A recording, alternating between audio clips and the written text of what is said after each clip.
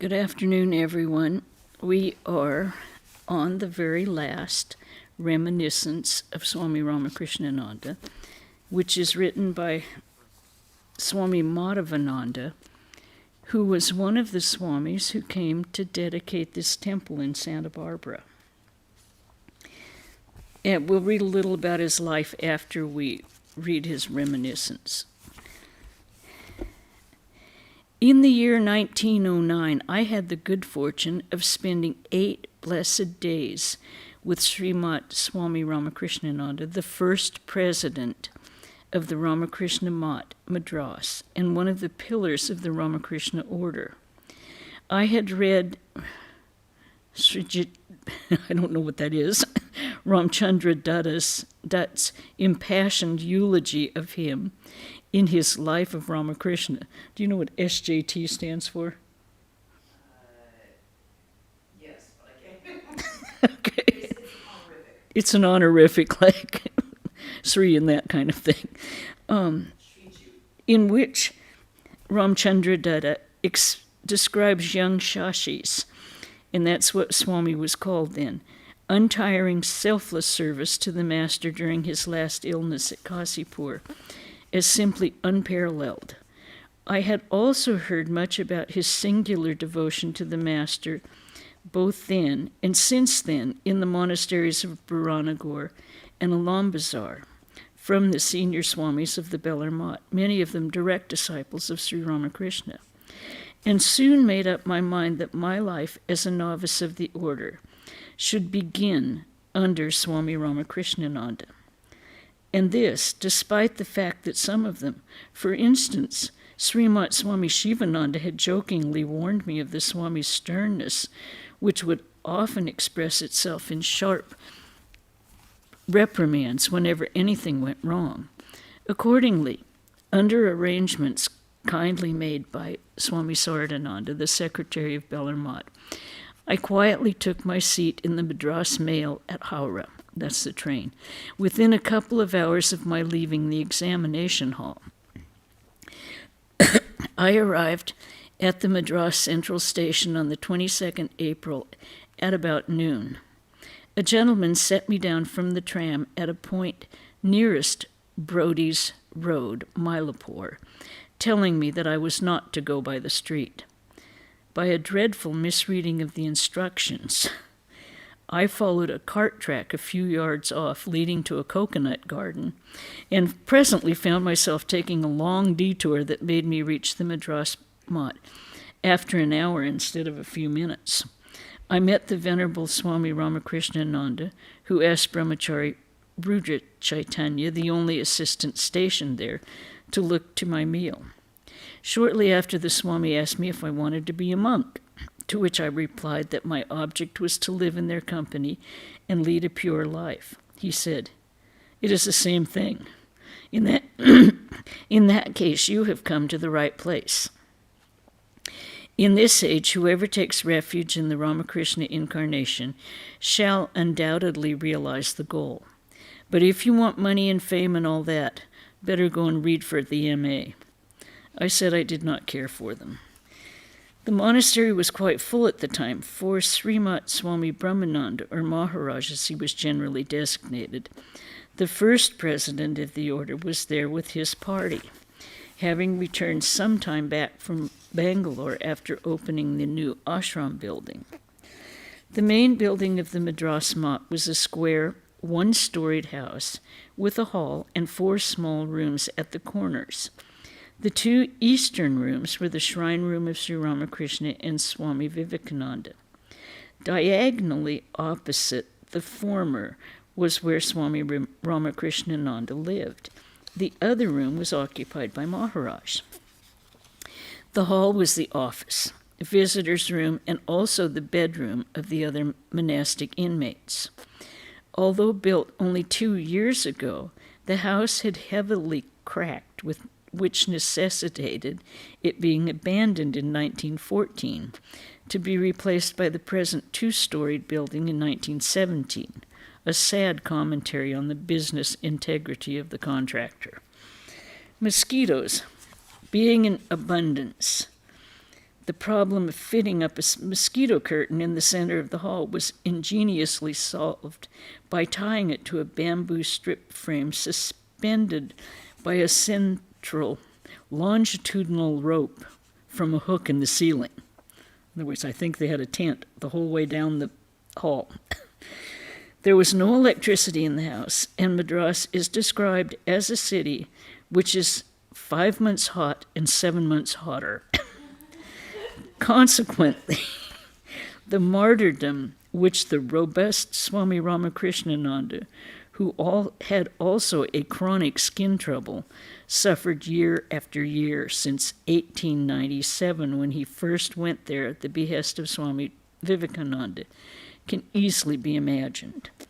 And such was his steadfastness that he never visited Benares and other holy places in the north up to the last. In the afternoon, I was introduced to Maharaj. That's Brahmananda. Among other things, he read my palms, but passed no judgment. Afterwards, I heard that he had predicted my going back then to join later. The presence of Maharaj, I could notice, was a constant source of blessedness to all. He literally radiated joy, in which even the humblest had a share, and he loved fun like a boy. In his party was a young Oriya cook, that's from Orissa, which was Maharaj's favorite place in Bhubaneswar. An Oriya cook who would laugh at the slightest provocation. So Maharaj would seek fun with him. I too came in handy for a little joke of his.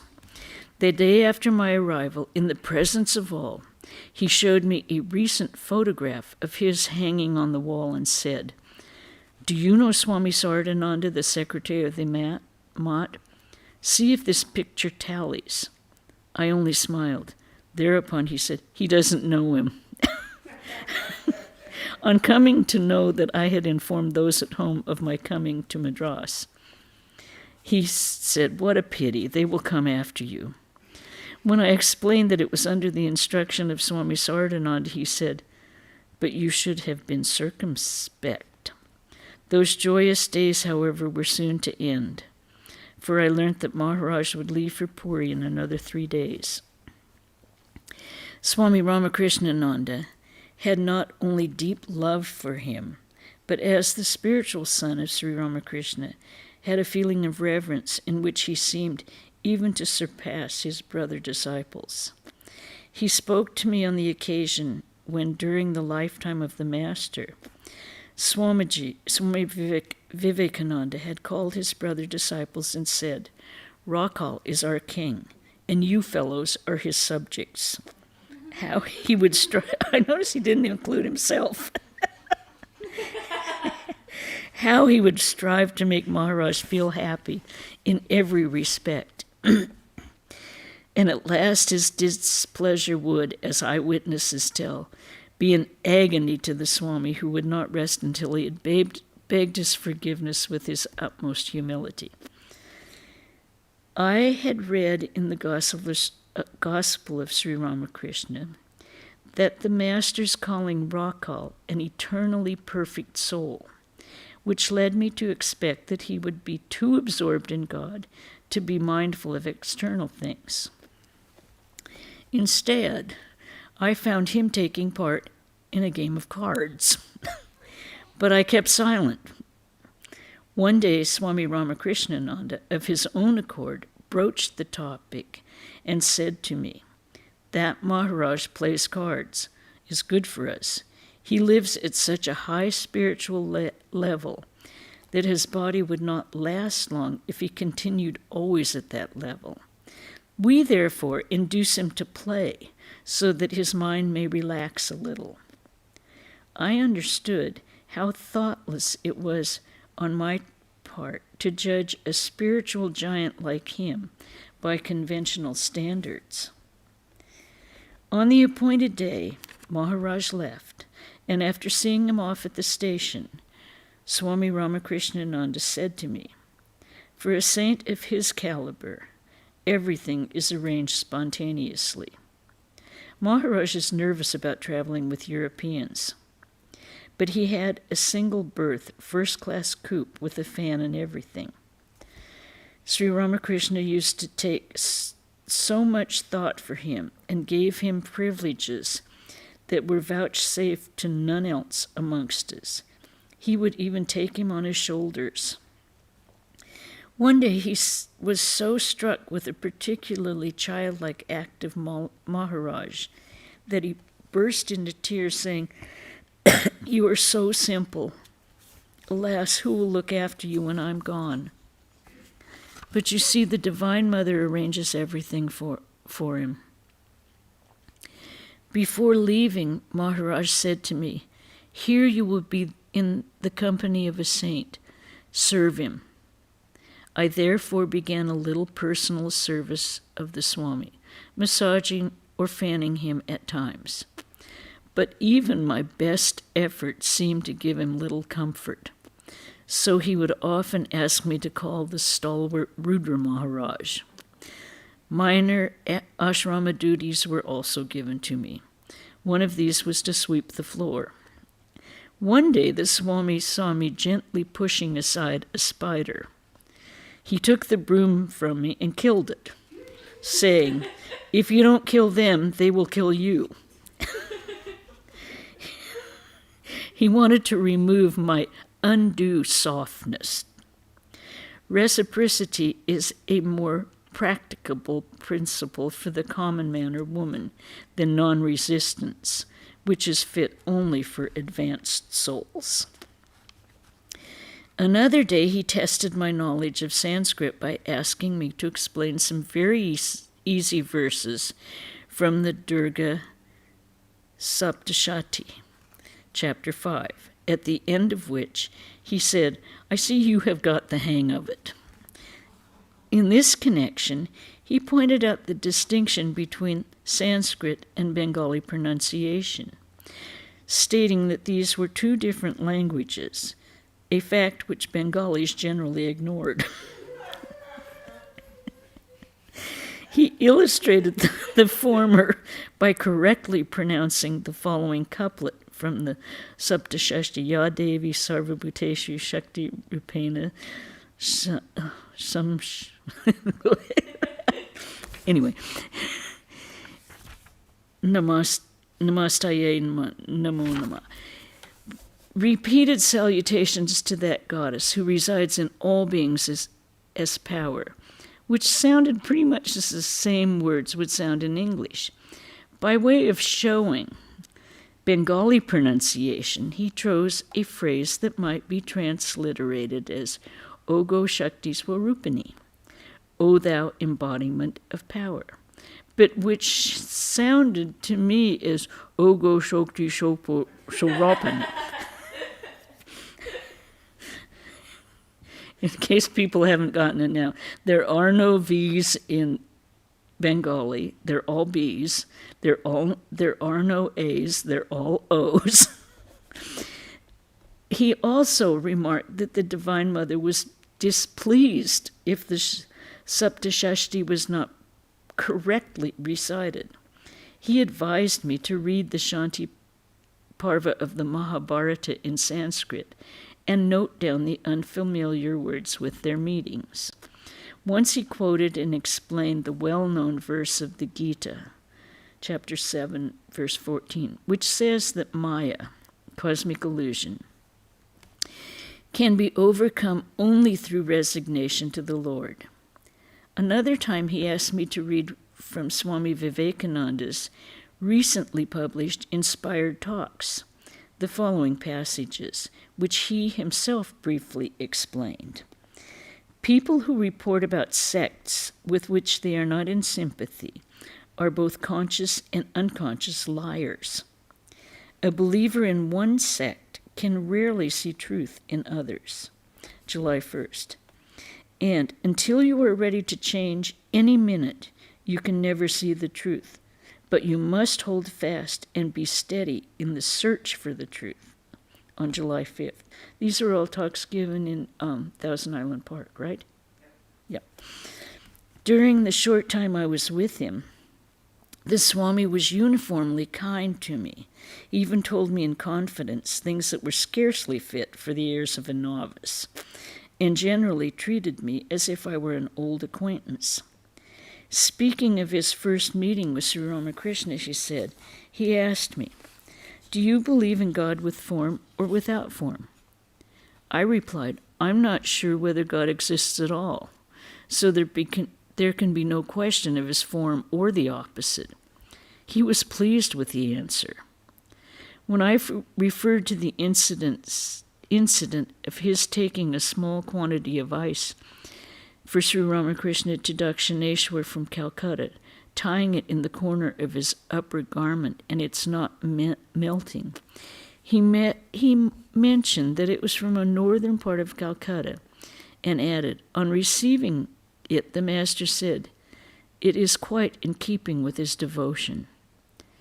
Now that's a miracle if it didn't melt going across Calcutta, because that's 100 degrees most all the time.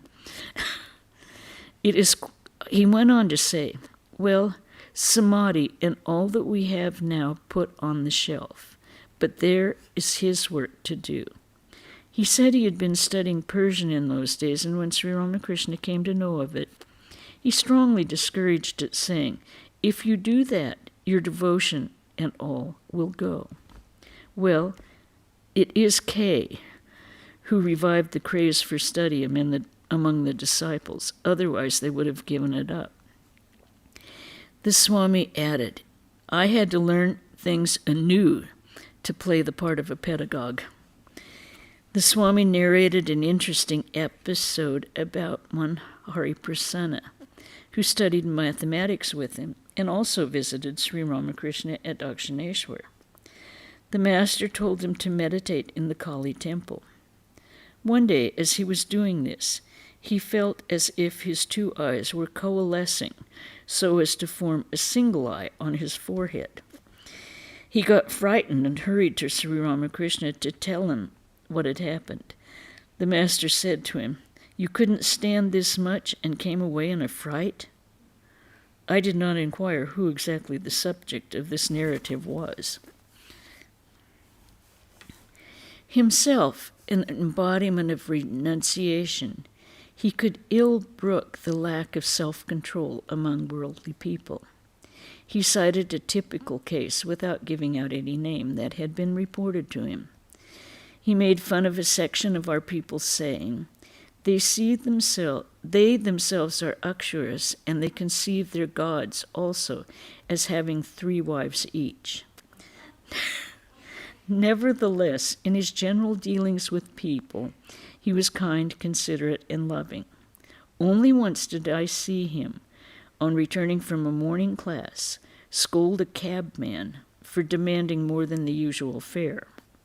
All the same, he immediately ordered the amount to be paid, saying with a smile that it was a waste of time to argue with him. The boys of the local students' home, which he himself had founded out of sympathy for destitute children, did the marketing for the mott by turns. He would issue instructions to them and himself helped to dress the vegetables for cooking. But his favorite self-chosen occupation was the daily worship of his master, who to him was a living presence. His whole soul would be absorbed in the act, no matter how exacting it was in its details, all sense of physical discomfort being entirely set aside at naught. Naturally, it was a most enthralling spectacle. In spare moments, he would pace the hall repeating Sri Guru Maharaj or some such sacred words with deep fervor. Usually of a grave mien, he would easily burst into laughter like a boy. He always dressed plainly, and everything about him marked him off as a saint of rare magnitude.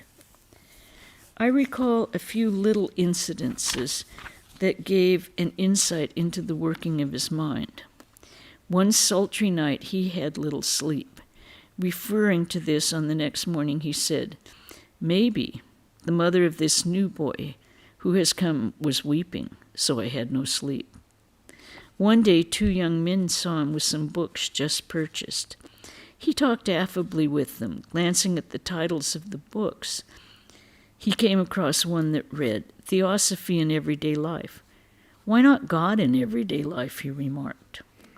Once the conversation turned, I think, on the departed souls inhabiting other worlds. The Swami asked me if I believed in it. I said, partly. To this he replied, no. When later you will believe these things, you will have to believe them wholly.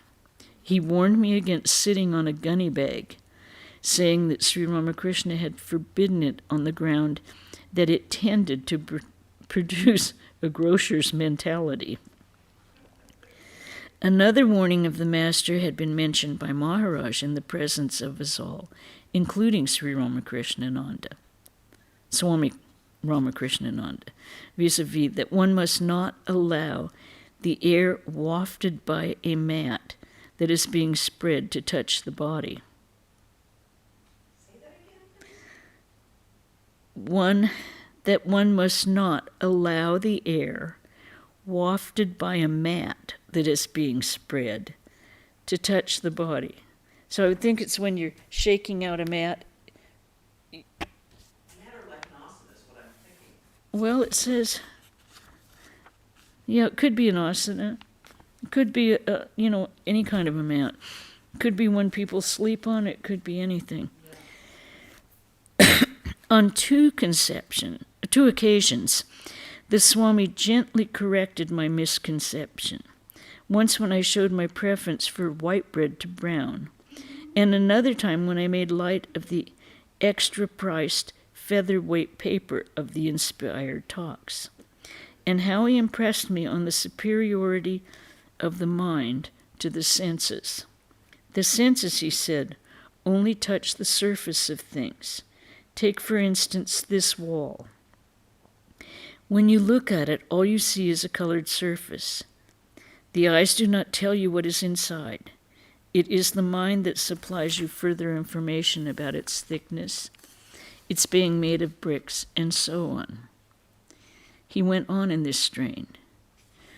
One day he said, when you see a goat suckling her kids, salute, for the Lord is manifesting himself there. Another day, speaking about the need of renunciation, he said, a man can forget almost anything done to him, but if it is an offense done to his wife, even by a word, he can never forget it.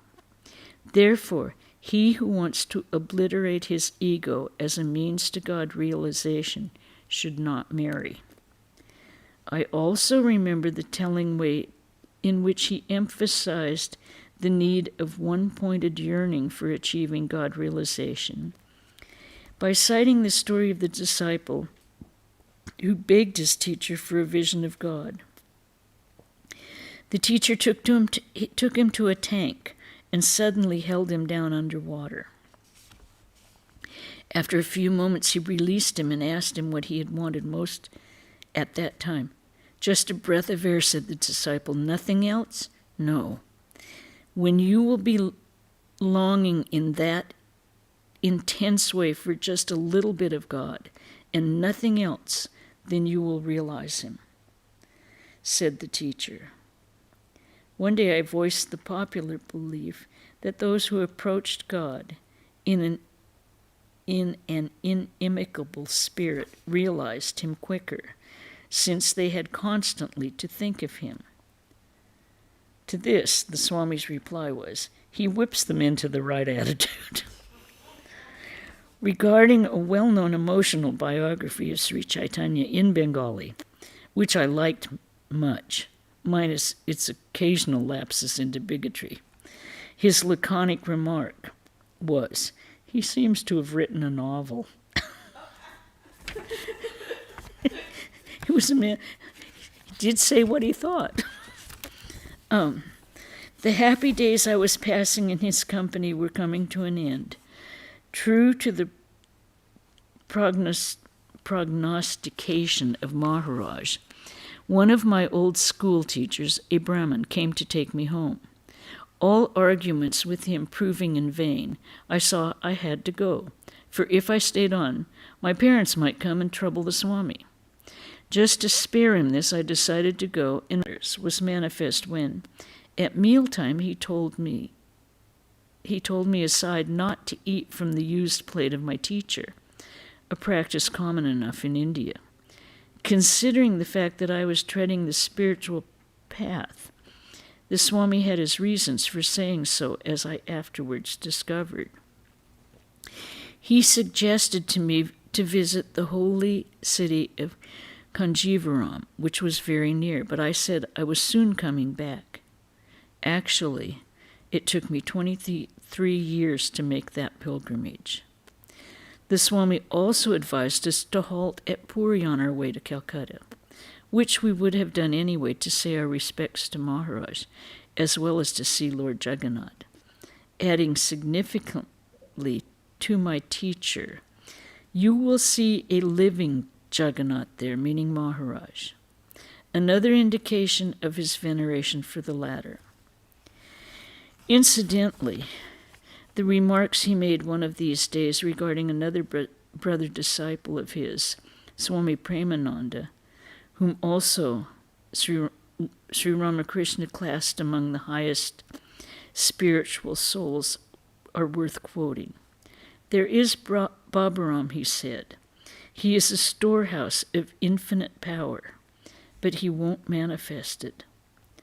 How potent this power was to uplift all types of people, including non-Hindus, to the spiritual plane, was evidenced a few years later when the Swami began preaching work in East Bengal and elsewhere. Just then, however, to outside observers, he was like a dormant volcano. At Puri, we were blessed to meet Maharaj. What his reactions on seeing us were, I knew the next time I would meet him there, some 4 months later. He said to a friend, the boy was mercilessly dragged under a body warrant, as it were. It pained me so much. No wonder that Swami Ramakrishnananda had spoken of him in such superlative terms. In Calcutta, my teacher, in his anxiety to keep watch on me, tried to alight from a moving tram and hurt his knee. On reaching our destination, while he on his part attributed the hurt to his being an instrument to divert an aspirant from the spiritual path, I had to take his place for a few days as mathematics teacher in my old school. Shortly after this, I had a nice letter from Swami Ramakrishnananda, in which, among other things, he referred to a friend of mine who also had gone to the Madras Mat to join it, but had been brought back home. Parents of today, wrote the Swami, would rather see their sons go astray than allow them to become monks. I next saw the Swami in Calcutta at Balaram Babu's house about November 1909. He was very glad to see me and said, "Take initiation from the Holy Mother, then everything will be all right." I said I had come for that very purpose. Then he said, "And take up your M.A., a subject that will not entail much labor." I replied that I'd already done so. When I told him that my guardian might have sought police help in bringing me back from Madras, he said, "Oh no, I could keep you at a place where no police would venture to go. I just wished you would go home." The last time I saw him was at the Bellarmont a few weeks later. He had been suffering from fever. Still, the welcoming smile was there. I went to Calcutta to buy some fruits for him. I learned afterwards that he had been counting upon my joining the order shortly. I took this as his blessing and felt much encouraged. Next year, after a few months' stay at Belur, I was posted to the Advaita Ashram Mayavati in the bosom of the Himalayas. Within a year of that, the alarming news reached us of the Swami's coming to the Udbodhan office. How, with his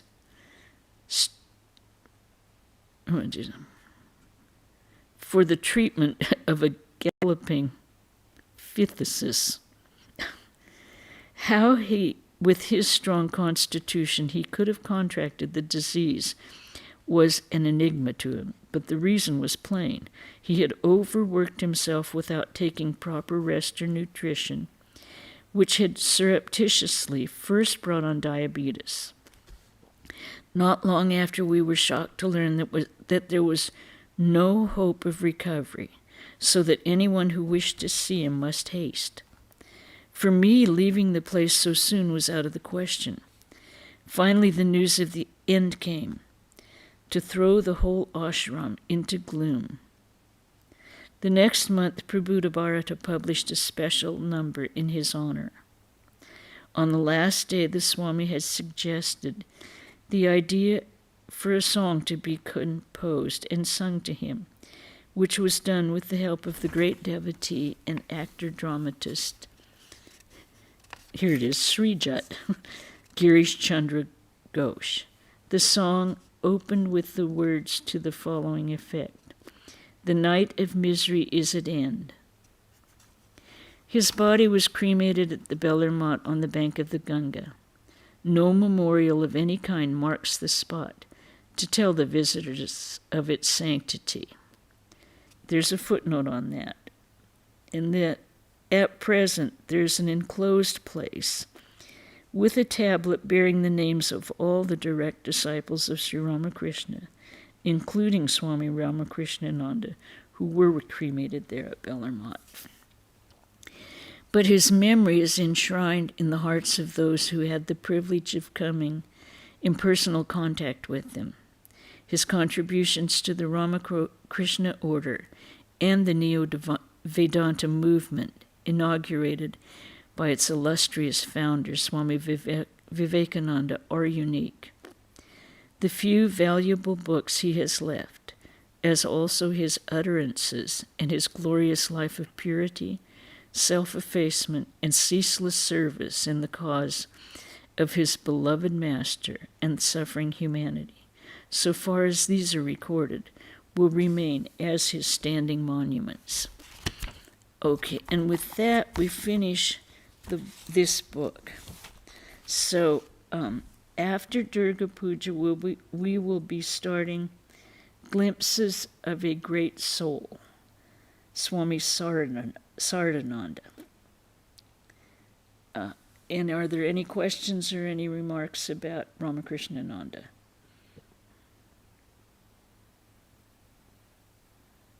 Yes.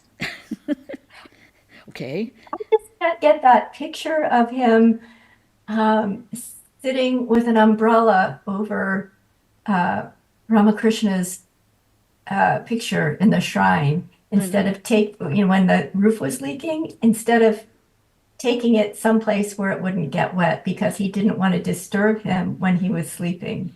Yeah, that's what he would have done if Ramakrishna were alive. In his very presence. And that's how he behaved all the time with the living presence was there. Yeah, for him. And it has repeated, that sentiment too throughout the book, but that's just such a striking image to me. So I know I think about it quite often too. I hope everyone's doing their Jai Sri Durgas. Excellent. And on Friday, we have the Sunday Puja, which is when Durga slays Mahishasura. And it is from 11:42 in the morning, Pacific Daylight Time, to 12:30. So if you happen not to be here in Southern California or on the West Coast, figure out the time you do it. On your own, I can't do that. And you can join us saying out loud or sitting in your shrine, Jai Sri Durga, Jai Sri Durga. We just continually gather in the temple and repeat that. For those, I think it's, well, let's see, it's 30 minutes plus 28 minutes, 18 minutes, so it's 48 minutes. And it's a very specific time frame. So we would love to know you're with us either in person or in spirit. The puja will be on Saturday. It starts at 11 o'clock. We will have the puja, there will be a lot of bhajans sung because we have a lot of singers this year. And we'll have the flower offering. Everyone comes and offers their flowers, then prasad down in the convent driveway. And we would love to have you all come, if you could. And we'll miss you if you can't be here in person, but we'll know you're here in spirit.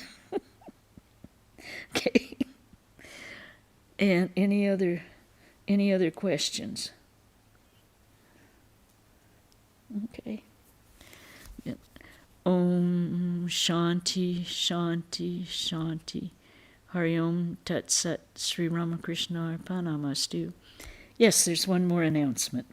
Swami Sarvadevananda's topic on Sunday will be Maya, Brahma Maya, Maya, Yoga Maya, and Mahamaya. So tune in.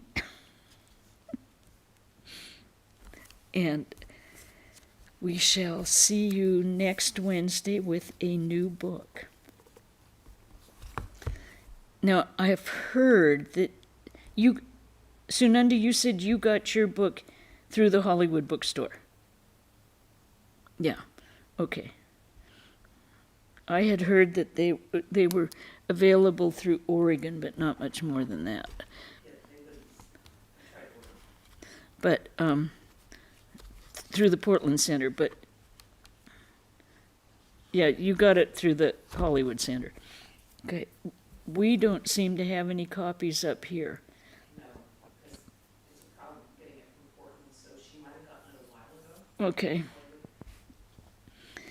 Anyways, enjoy the rest of Durga Puja. It starts officially today. Today is the official start, 4 days long, not the 10 days.